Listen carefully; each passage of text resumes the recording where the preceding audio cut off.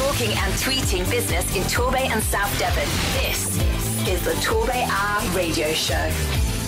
Yes, good evening. Here we go again. It's the TorbayHour radio show. Do you know what? It seems like a long time since we've done this. But it is Monday night. It's just after 8 o'clock. And, be shining, which is an unusual thing. Martin is back in the studio as well. Good evening. Good evening. What a fortnight it's been. Yeah, it's been a little bit busy, a little bit weird. Crazy things happening. More on that as the evening goes on. Now, all the usual fun on the show is here. We've got music from Devon-based acts. So once again, if you're in a Devon-based band, if you're a singer and you want to get some airplay to the music you're making, get in touch, because the only music we play on the show is from Devon-based bands. We've also got our 140-second pitches. We're going to be talking to Sally from 3 Degrees Social. Also, we've got our account of the week in a sec. Joined in the studio tonight by Sarah Whittaker from the Torbay Retail and Tourism BID, which is a very grand title, isn't it? Absolutely. Welcome along to the studio. Thank you very much. We'll get more from you later. Oh, we've also got this Dave Cinnamon. Cameron, That's David the one, Cameron. yeah. We've given a 140-second pitch to the Prime Minister, so DC will be on the show a little bit later on. But let's get things under the way we normally do with our account of the week. So it's time for one of these. The featured accounts with the Works Torbay. Flexible, affordable workspace. A new way of working and doing business. Okay, so the account of the week this week is the Crafted Emporium of Dartmouth. Is that right, Louise? That's right, yes, in Dartmouth. Okay, now, I'm guessing that this is not a restaurant. No, it's certainly not. We have something probably a little bit unique in Dartmouth in that 95% of our goods in our little shop are all handcrafted and made locally. Ah, right.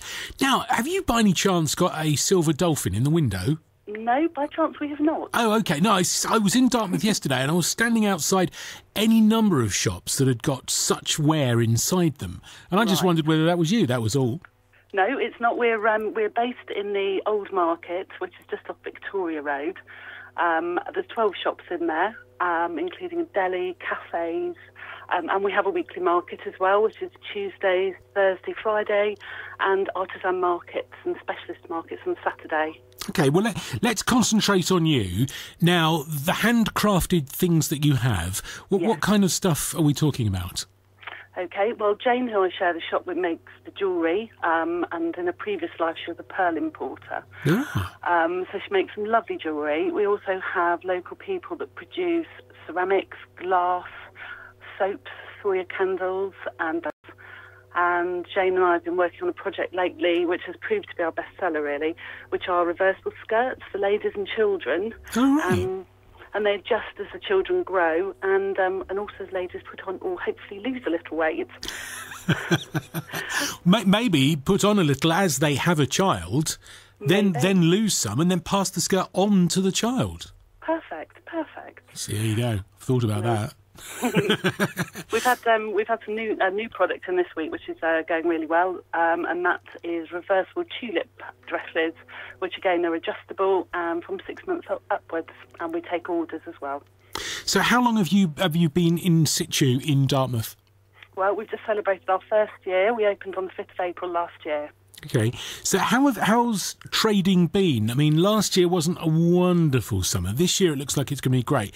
Obviously, very, very seasonal in terms of tourist trade around the area and things like that. Have you seen a kind of upturn? Are you more optimistic about the future?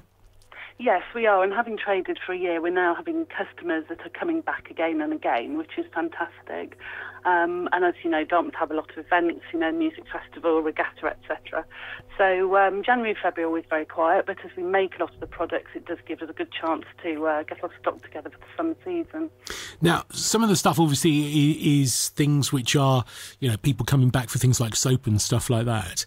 But what about the other things that you're doing? You've already said that people are beginning to come back. Are there things that you could add to collections and sort of turn your house into a crafted emporium showcase? Yes, no, definitely. We make lovely textile pictures as well. We have some lovely ceramics with little button ceramic jugs, and people have been coming back again and again to, complete the collection, which is really good. And for the skirts, for example, we had a lady that bought one the other day and came back and bought another 4 for the children. All right. So yes, definitely, they're all coming back again, which is brilliant. Now, what's kind of on the horizon? I mean, I guess really, if you're making stuff, it's really what inspiration takes you and what you decide that you want to have next. But is there a kind of planned seasonal edge to what you? Yes, there is. We're always looking ahead, so already now we're looking towards the autumn and winter, where we'll be putting in autumn and winter dresses and skirts.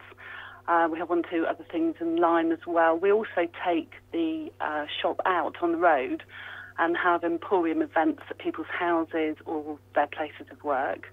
One such event is at Millie and Me's coffee shop, and that's on the 23rd of April, and that's 10 till 7, where we'll have a number of things from the shop, really, for people to purchase.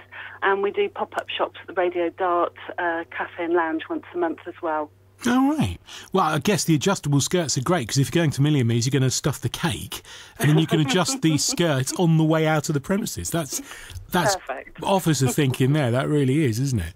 What about, do you take commissions? So if someone wanted to come in and say, well, do you know, I'd really like something that was a bit like this, could you work with them on that? Yes, we do. We've got a number of orders at the moment, and we're booked until the end of the month. People come in, choose different fabrics, and everybody's a different size.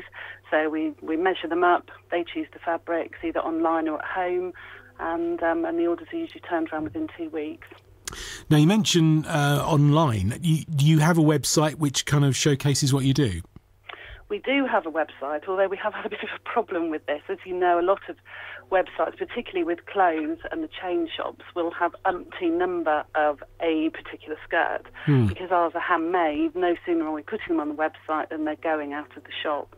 So I would suggest to people that if they were interested, to probably look at our Facebook or Twitter sites, and they can see all the skirts on there, and just to contact us through social media, really. Right, OK, so give us the details. Give us the website for reference, and then make sure we've got the Facebook and the Twitter.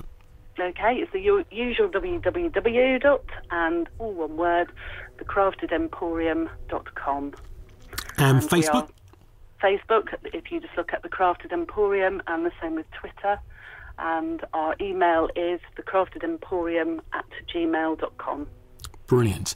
Right, well, thank you very much for being our featured account this week. We look forward to next time I come down, I'll know exactly where I'm going to be looking now. And good luck with the summer season. Are you hoping that over the course of the year you might be able to take some more people on? Yes, we are looking at taking 2 people on at the moment to outsource some of the sewing for us, yes. Oh, fantastic. So, again, same contact details if people if they were interested in doing that. Lovely. Brilliant. Louise, thank you so much for talking to us, and good luck with this year, and come back and tell us how it's gone later on. I will. Thank you very much. Thanks. Bye-bye.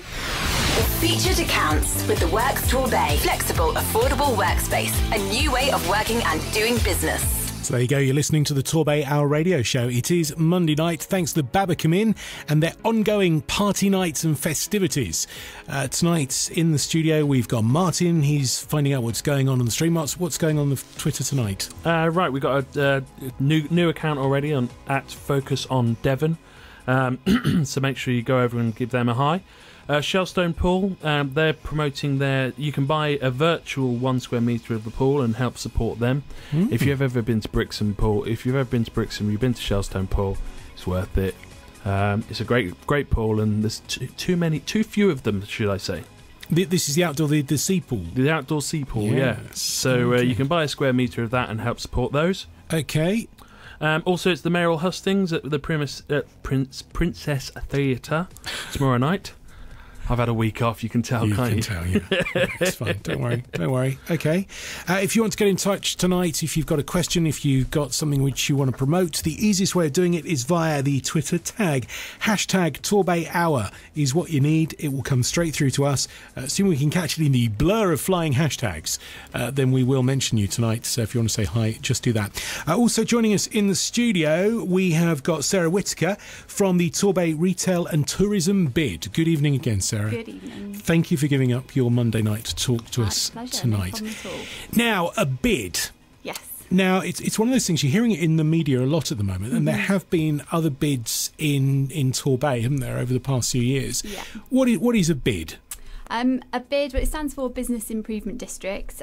Essentially, it's a collection of it's a geographical area which is a collection of businesses within those areas. We consult with them, we ask them what improvements in services they want to see, and then we go look at those projects, cost them up, and the businesses directly fund those projects. So they have to take a look at the business plan, see whether they think that the sort of projects within that business plan will directly benefit them, and it's done via a voting process. So essentially they then vote in favour or against the bid, and the majority prevails, and off we go if we get a yes vote, which we hope to for Torbay. Now, quite often, I mean, the bids that I've come across before have all been kind of geographical based in terms of it being a town centre or a particular business area. Mm-hmm. This is, I guess, much broader than that, because it's anyone in retail and tourism over a pretty wide area. Yeah, absolutely. It will be the biggest one in the UK if it gets a yes vote so far. So at the moment we're looking at sort of over 3,000 businesses that we're consulting with. So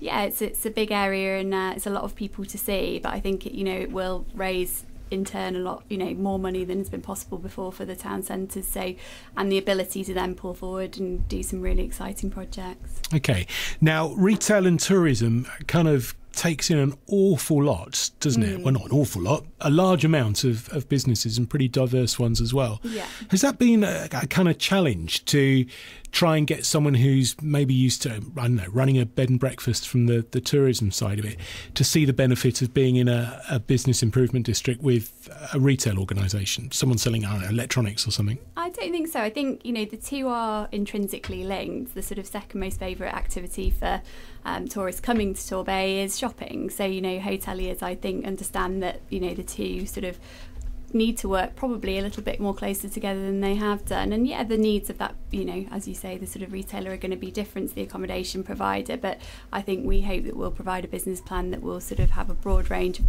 projects and ideas that will, be suitable for both sectors. Absolutely. Okay. Now, when you say that the bids are funded by the people that take part in them, so where does that money come from? It comes directly from the businesses. So once we've decided what projects will go into the final business plan and those ideas come from the businesses, we cost them up to essentially come up with a final pot of money, and then work backwards. So then figure out how much each individual business would need to pay to, raise that final amount.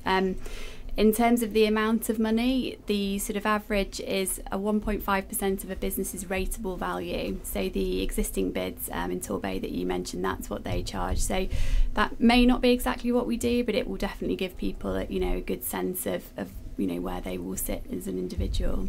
Okay, we're talking business improvement districts tonight. If you have a question, if you'd like to get in touch, you can do it using the hashtag the TorbayHour or TorbayHour.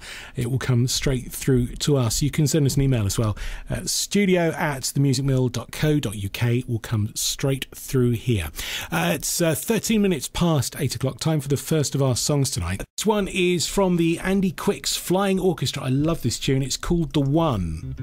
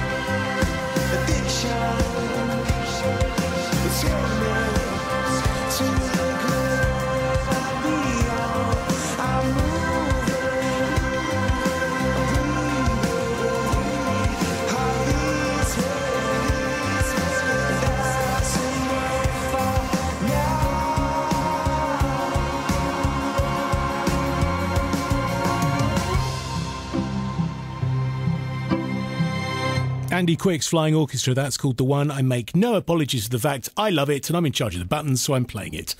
Anyone got any objections? None. Good. No. Right, excellent. 18 minutes past 8 o'clock. We're talking bids tonight. We've got Sarah Whittaker in the studio with us, who is from the Torbay Retail and Tourism bid, which is in the process of going through, or is that the right term? Yeah, we're in the development process, yeah, absolutely. Right, we'll find out more about that. Also joined on the phone tonight, it's very posh this, isn't it, Martin? Not used to all this. Yeah, something going on. Yeah. Mo Aswat's on the phone as well. Mo, you're involved in the same bid as well? Yeah. OK. Now, you've also worked on other projects around the UK too, haven't you? Yes, that's right, yeah. We've worked on 70 bids now across the UK, raising about £105 million. Okay, so one of the things which we were talking about in the studio was the kind of interest from local businesses. Now, does this work like where there's loads of campaigning towards, getting a bid passed through and loads of work going through to putting it, and then very few people turn up to vote? Yeah. I think in terms of bids, if you look across the country, on average about half an area will vote, so about 50% who are eligible to vote.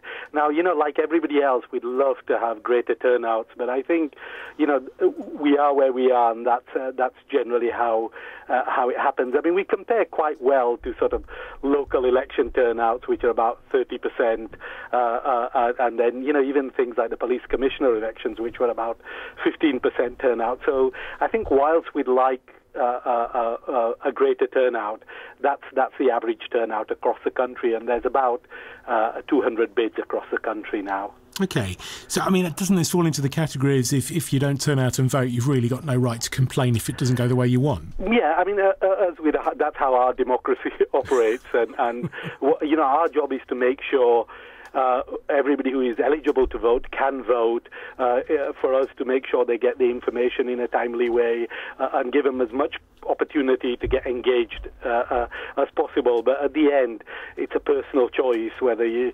as a business, whether you choose to cast that vote or not. We hope they will. So. Okay, does it work on a one business, one vote? You have to get two majorities. The first one is you have to get majority by number, which is one business, one vote.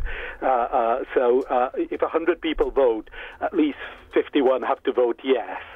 But also there's a second thing that you have to pass as well, which is that the 51 that vote yes have got to have a greater total business rates value than those that vote no. And it's designed like that because the first one protects smaller businesses and the second one protects bigger businesses. The idea is if you produce a business plan, it gives a return across the spectrum and you just don't cozy up to either small business or big business. Okay. That's how it works, Jen. So what's the process then? Talk me through the two of you then. So if a particular area, so I don't know, say somewhere in the centre of Newton Abbot, and there is actually a bid, or there was actually a bid put forward for the centre of Newton Abbot. If all the businesses around there got together and suddenly decided, right, we want to do a bid, are there teams of people that will professionally write the bid for them? Yes, I mean, consultancies like ours are specialists in developing bids, and as I said, we've developed 70 across the UK. But you don't have to involve people like ourselves. This is now essentially about, as Sarah explained, businesses getting together, decide what improvements they want to make, getting all that together in a business plan alongside what it's going to cost and how much people are going to pay, and all that information, and then giving the businesses that would pay an opportunity to vote for it, yes or no, in an independent vote. I mean, the vote is carried out completely independently, not by the bid organisers, and they just told the result at the end. So, anybody can do that. There are certain rules you have to follow, there are certain legal commitments there, but essentially anybody can do it. It doesn't have to involve people like us. Okay. Sarah, tell me, how long does the process take? So if you're going to sit down and you're going to write your bid, this isn't just let's get around the table in a pub and write something down and it'll do, is it? No. How long does it take from, the start of the team getting together to get it out? To be honest, it can vary from area to area, but sort of in our case, the initial thing is to do a feasibility study to understand whether it's a suitable project for that area. For Torbay, the feasibility study was successful. And then following that, you sort of build up the database, start to understand exactly where your businesses are and who they are, and then you go into a consultation. So at the moment we're sort of in the depths of the consultation, really seeing people face to face, on the phone, by email, lots of different sort of mediums of getting to the levy payer, and then that essentially is all written up into a summary business plan. In our case, that will go out sort of at the end of April, and businesses can sort of get in touch with us, feedback on that, tell us the things they like, maybe the things they don't like. All that kind of goes into the melting pot, and that is how we produce the final business plan, which is a much bigger sort of document. And that we imagine will go out at the sort of end of May, beginning of June. The vote will then be middle of June to middle of July, with the result middle of July. That process, as I say, can vary area to area. For us, it will be sort of just under a year. Okay, so the plan that comes out at the end of it, the actual thing that you produce, that's then about the marketing, the advertising of the area, what you do to bring people in and to hopefully then spend more money. Yeah, and it can include lots of things. So marketing, promotion, and events will be a part of this for Torbay, but there's also lots of other kind of potential things. So looking at sort of making Torbay attractive, friendly, welcoming, looking at perhaps business support, customer service areas, perhaps the sort of slightly less glamorous things such as beach cleansing, street cleansing, making sure that Torbay looks really great for people and so they want to come back. Access, wayfinding, signage. So obviously we've got the link road that will be sort of opening soon, and once we get people into Torbay, then how do we sort of move them around? Can they access things easily? There's a sort of a plethora of things that have come out of the consultation, and that will be sort of quite clearly documented in the final business plan, so businesses will have all the information that they need in order to sort of make a decision. I mean, I guess the question which springs to mind straight away is, isn't this taking a lot of the responsibility of the council away from the council?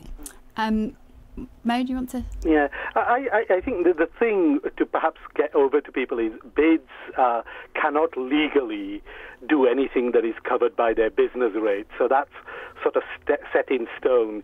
You can sort of add to that, enhance it, but you can't actually replace by law anything that's covered by the business. So it's got to be over and above. Now, I think you'd be quite right in thinking people have different ideas about what their business rates cover.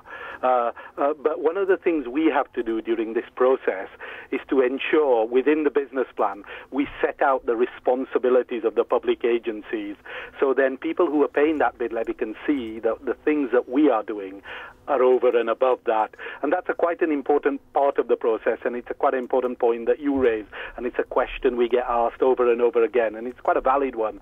And we as bid organisers need to ensure that we're not just replacing and backfilling things that are being reduced, and the business plan will set that out quite clearly. Okay, but I mean, surely accounts. What happens then if what you as a bid team put together flies in the face of what council policy is? Can you just sort of carry on regardless? Well, I mean, with anything like this, there are things. I mean, I might take an example sometimes. Sometimes, for example, bids responding to the wishes of the businesses want to do, for example, car parking promotions or car parking incentives. A local authority may have a policy which says, we want to reduce car parking usage and encourage public transport. Now the bid has to decide its primary responsibility to the people that are paying the bid levy, and if they require, provided you stay within the law, you're not doing anything illegal, then yes, a bid will try and do what it says in its business plan. So in that respect, yes, I mean, you try not to fall out with people as a matter, but bids sometimes the priorities of a bid may well differ from the priorities of local authority, but that's as it should be, and we have to negotiate and see our way through that. Okay, brilliant. We're finding out about the tourism and retail, the retail and tourism bid in Torbay tonight. If you've got any questions you'd like to ask to Mo or to Sarah, then get in touch tonight. The hashtag TorbayHour will put you straight through to us. There might be some businesses in the area that were completely unaware that this process was going on. Now is your chance to start asking some questions and get it straight from the people that are certainly involved in it. I was going to say making decisions, but that's not right, is it? No. You're putting together the bid. Absolutely, the businesses are making the decisions. That's right. Let's get on with that. Also, I'll tell you what we need to get on with as well. We need to do one of these. The 140-second pitch, sponsored by Torbay Discount Card, Torbay's community discount card. Okay, the 140-second pitch. We've taken the concept of 140-second characters on Twitter. We've turned them into seconds. We give it to you to promote your business, whatever you're doing, whether it's a special offer or to introduce yourself to the business community in Torbay and South Devon. And you get to do it on the show. Tonight, we've got two pitches. The first one is from 3 Degree Social, and it's Sally. Sally, off you go. Most people I meet have a LinkedIn profile, but really don't understand what it can do for their business. LinkedIn started in 2003, but it's changed dramatically over the years. It's grown massively, and now there are over 18.5 million users in the UK alone and over 330 million globally. People who are using LinkedIn effectively are getting massive benefits. So what can it do for you? Well, it's an approach. One is your profile, getting found by the right people, giving value, credibility and certainty. This is achieved by having the right profile and getting it working for you. The second is strategy, using your profile to find, connect and engage. Find the right people, connect with them in the right way and then engage with them offline. Even more powerful is that LinkedIn is not just who you are connected to, it's also who they are connected to, building a powerful large network easily, effectively and efficiently. I work with people using tried and tested and proven methods to help their business, methods I use myself. Using LinkedIn, I found a global speaker to speak at my property event.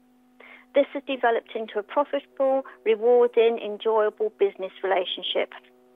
We've also coached a business which resulted in gaining new business worth £420,000. So how can you learn more about LinkedIn and how it helps you? As a 3 Degrees LinkedIn coach and trainer, I can help you with both aspects of LinkedIn, profile and strategy, so you get great results in your business. I'm running a workshop at the Livermead Hotel on Wednesday the 29th of April from 6:30 to 9:30 p.m. Come along and find out how you can get LinkedIn working for you. And I can guarantee if you put into place what I teach you, you will make the right connections and so help grow your business. To book, go to www.3degreessocial.co.uk /KSCope. or tweet me at KORURTB. And if you can't make the 29th, contact me on Twitter. Remember, you're only 3 degrees away from your ideal client. Yay! Well done to Sally. And if you fancy taking part in the 140-second pitches, then all you need to do is get in touch during the week, and we could be talking to you next Monday night. Just after 8:30 right now. Martin, what is going on the feed tonight? Right, okay, so we've got a couple more new people joining us tonight. We've got at Puddle Time UK. They're advertising their new foot muff anorak for the kids in their pushchairs. Oh, right. Yeah, got you. Yeah. So the kids don't have to get wet feet. You don't need that stupid big umbrella brolly see-through shell that you put around your pushchair by the sounds of it. So I always feel I always feel jealous for them because they're sat in this nice little cocoon and it's all warm and they can see the world going around them. They can have a little drink going on there, and you're the one pushing them in the freezing cold and the wind. Yeah, my daughter always used to kick the shell a bit and rip it so you can get. If I'd known about these foot muffs beforehand, I might have got her one of them and let her get wet. Oh, well, there you go. Well, there you go. Right, and also Everset_NW, they're marketing specialists, so give those two a follow. Also, while we're on a follow, at KC Carpet Clean, he's 9 followers away from 200, or he was about 10 minutes ago, so he might have already hit it by now. Get following. Who knows? We like that. It's also your last chance to send #Team Cavog to at Kids Days Out Code UK, because Cavog is trying to win Mascot of the Year. Oh, right. So everyone get behind Cavog, get supporting him, just a tweet away, nice and easy. Excellent. And Northwood Torbay are promoting their guaranteed rent service at the moment as well. So if you're looking to rent your house out at the moment, you're looking for somebody to support you and do that, then they can help you with that one. We like that. We're good. We're talking Torbay Retail and Tourism Bid. We've got Sarah Whittaker in the studio. We've got Mo Aswat on the phone as well. We have got all the resource needed to find out everything there is to know about the bid process. Sarah, do you find other businesses that don't know that this is an ongoing thing now? You're still talking to people and they're going, I didn't know. Yeah, I mean, I think with 3,000 plus businesses, getting to every single one of those is a challenge. So yeah, occasionally we do sort of speak to people that want to know more, but I think generally now it's building momentum and we're speaking to more and more people that are aware of what it is, absolutely. Okay. Now, retail and tourism, that there are an awful lot, well, there's a load of other businesses in this neck of the woods that might see the benefit of the bid, but they don't fall into one of those nice, neat categories. Mm-hmm. Can they get involved as well? Yeah, so for example, office and clerical or the industrial sectors, they, as you say, don't have a sort of direct retail or tourism function. Any business within Torbay can elect to pay a voluntary contribution, and that doesn't entitle them to a vote, but it does entitle them to obviously all of the services within the business plan and also access to the management and governance of the final bid company. Okay, so assume that the bid is successful, you touched on there the governance of it. How is the thing administered? Who decides where the funds go? From an operational point of view, there'll be a bid company that's set up, which is private sector led, non-for-profit. In terms of the structure of that and the people, we don't know yet until we finalise the project, but that will all be set out in the business plan. In terms of the board, it's an elected board, so any member of the bid company, so any levy payer can elect to be on the board. We'll set out the positions within the business plan.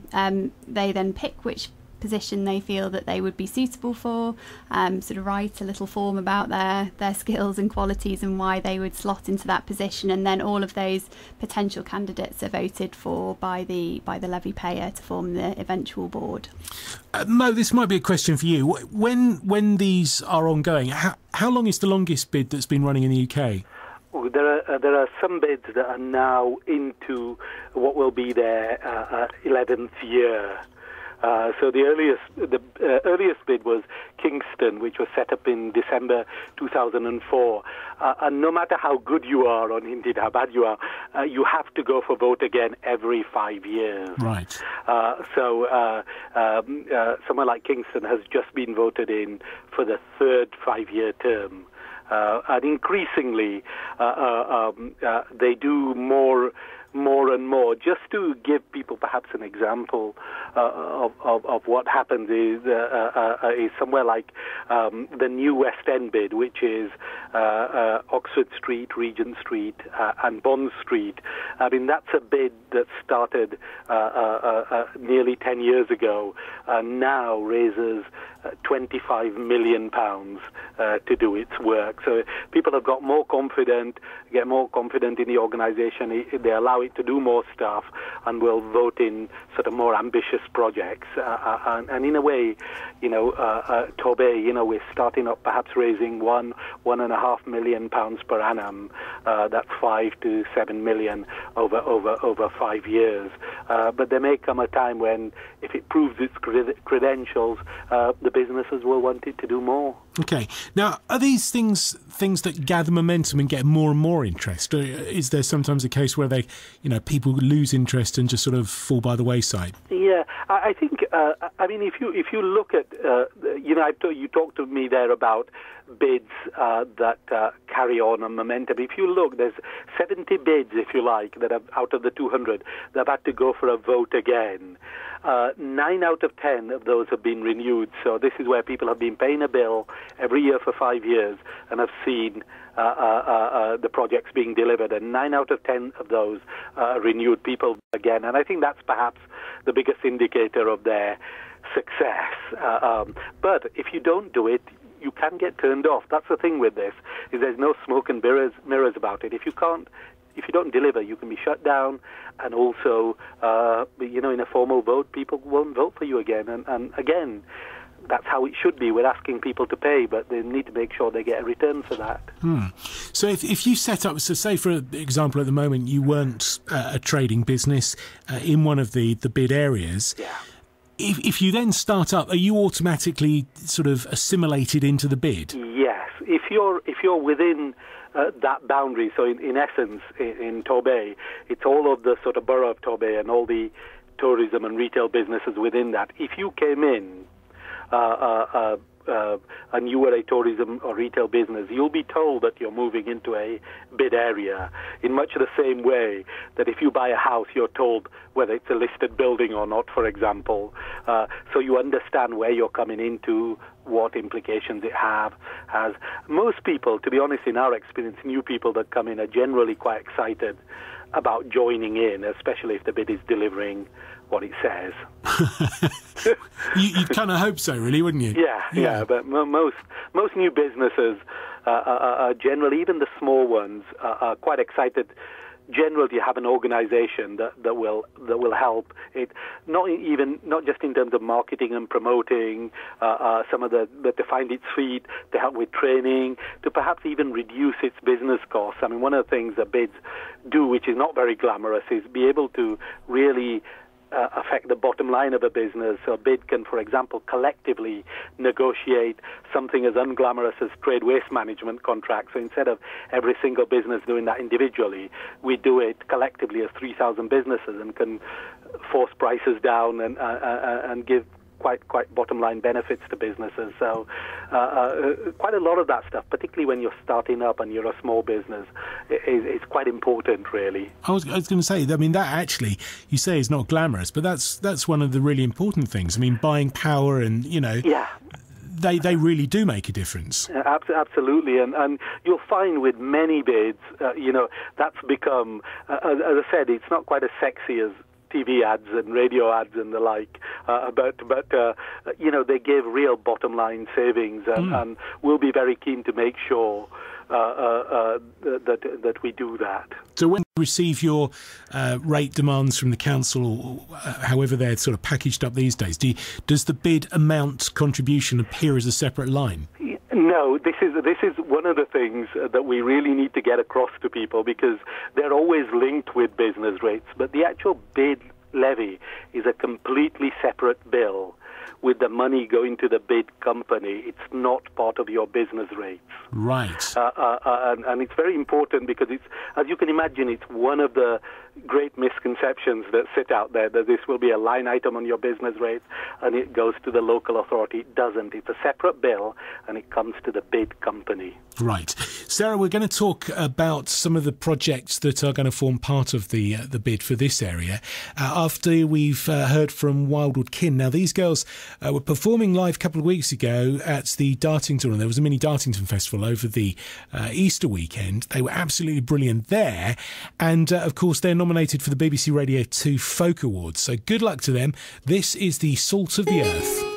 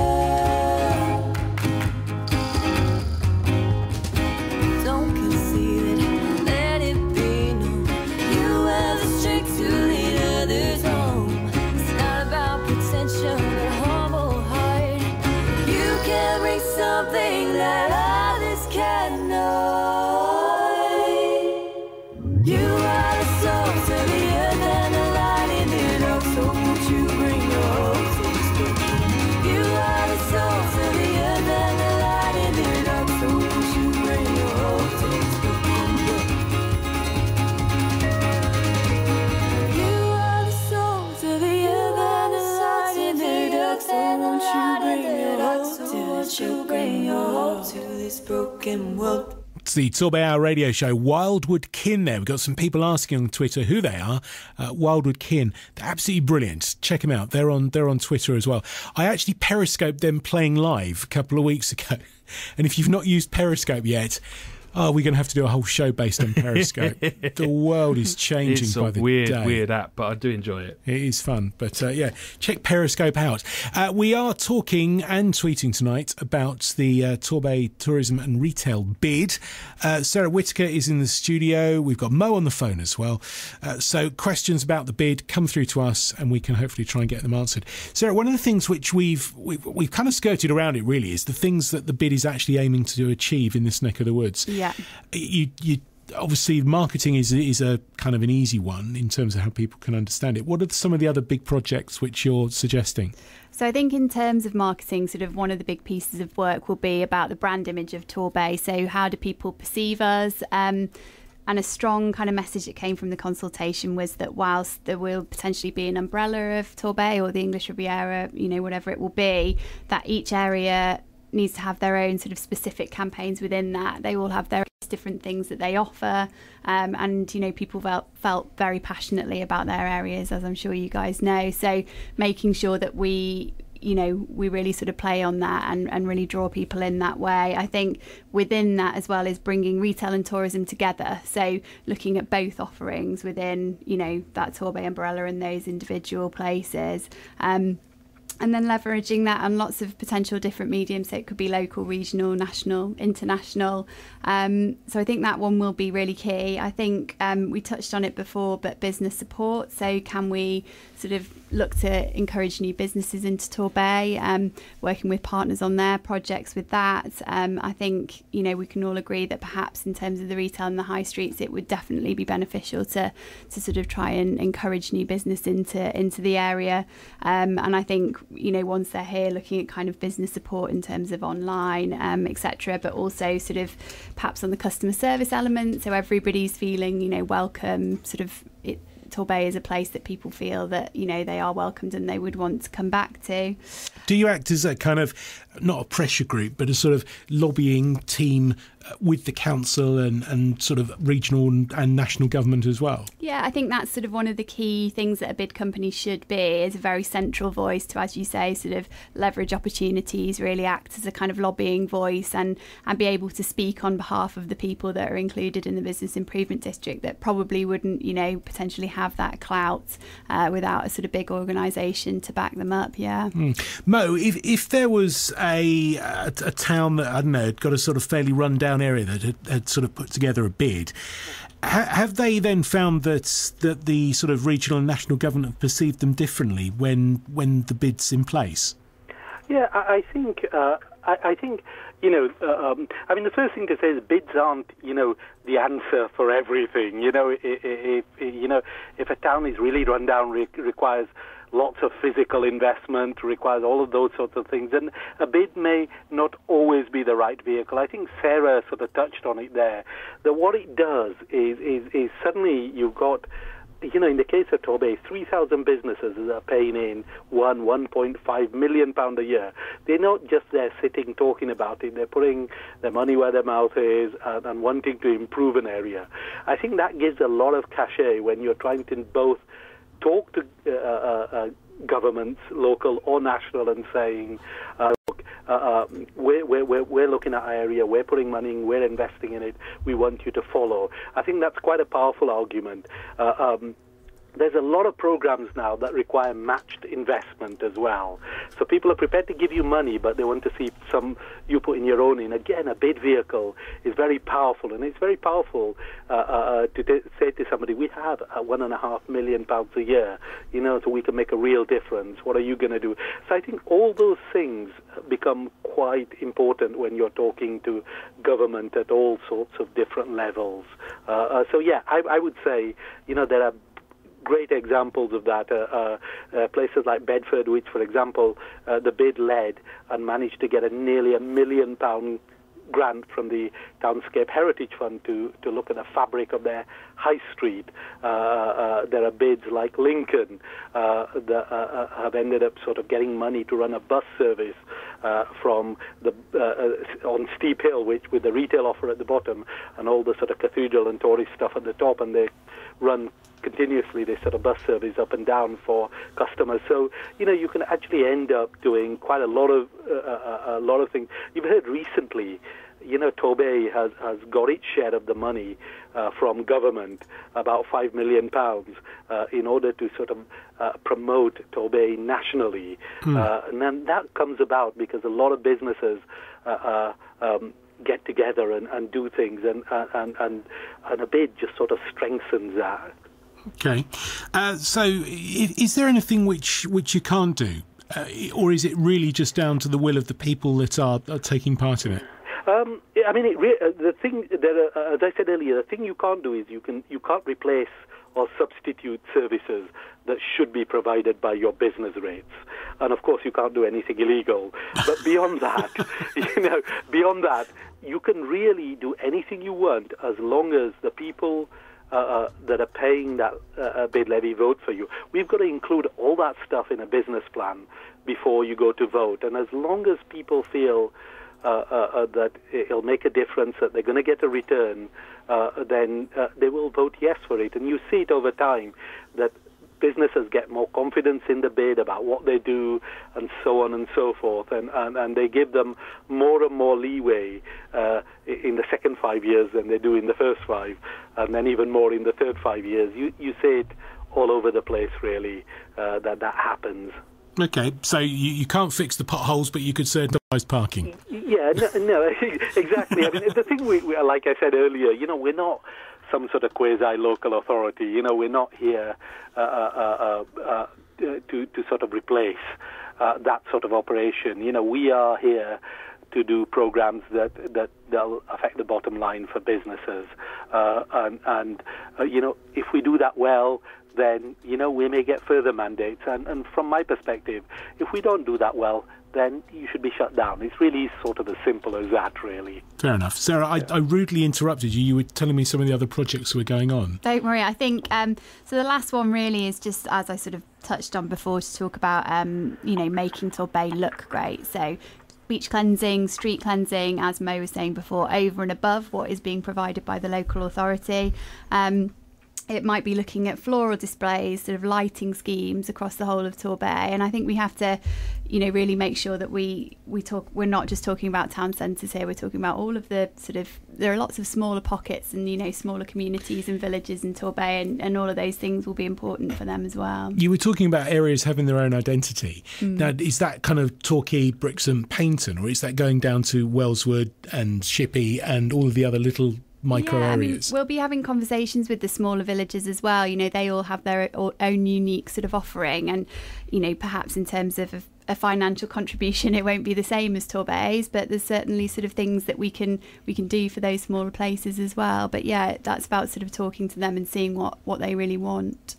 So what is the geographical boundary of where you're covering? It's the borough of Torbay. Just the borough of. Yes. So if you fall outside of that, can you be one of those voluntary contributors? I don't believe you can, Mo. No, I mean, if there are businesses that want who might not be based physically in that borough, but they feel that they get benefits out of Torbay doing well, then there are opportunities for them to get involved. They can really make financial contributions, but the BID's legal responsibility is to deliver for those within that borough area. We can have different ways of getting other people involved. Okay, now it's time to before we wrap up on that, time to get the next of our 140-second pitches. Now, this one, I have to say, came as a bit of a surprise. All of a sudden, out of the blue, Martin gets a summons, not from a court, but to appear in front of the PM. Yes. Did you wear a suit? No, I didn't. I was at work. They said, we keep blathering on about the power of social media. This is what it can do. It can take an idiot like me and put him in front of the Prime Minister. See, in the old days, you'd be like a court jester, wouldn't you? Yes. Yes. Yeah, to be fair enough. Yes. Right, David Cameron, I never thought I'd be saying this. David Cameron, your 140 seconds starts now. Small business is the lifeblood of our economy. That is where the growth and the jobs and the investment of the future is going to come. Now, what this government has done for small business is, first of all, cut small business taxes, including the small business corporation tax rate. We've made it easier to employ people through the employment allowance that's given every small business up to an extra £2,000 off their national insurance bill. And this year, we're saying to small businesses, take on someone between the age of 18 and 24 and you pay no national insurance at all. We've tried to take some action on business rates, which is a big concern of small business, and we've also tried to make sure that small businesses can bid for government contracts. Too often in the past, that's been just left open for the big players, and we've opened up the market and seen a real increase in small businesses bidding for local government and central government contracts. As for the future, the most important thing we can do for small business is stick to the economic plan that's working for our country. Here in the southwest, there are 120,000 more people in work than when I became Prime Minister. We're going to go on with that record if you re-elect us, go on backing small businesses, keeping the taxes down, keeping the regulation low, making it easier to employ people, making sure you can bid for government contracts, addressing the worries you have about rates, but above all, having an economy that is strong and stable with low interest rates and low taxes. And here's one last thought. This is the first government, certainly in my lifetime, probably in recent history, that has actually finished a parliament with less regulation in place at the end of it than at the beginning.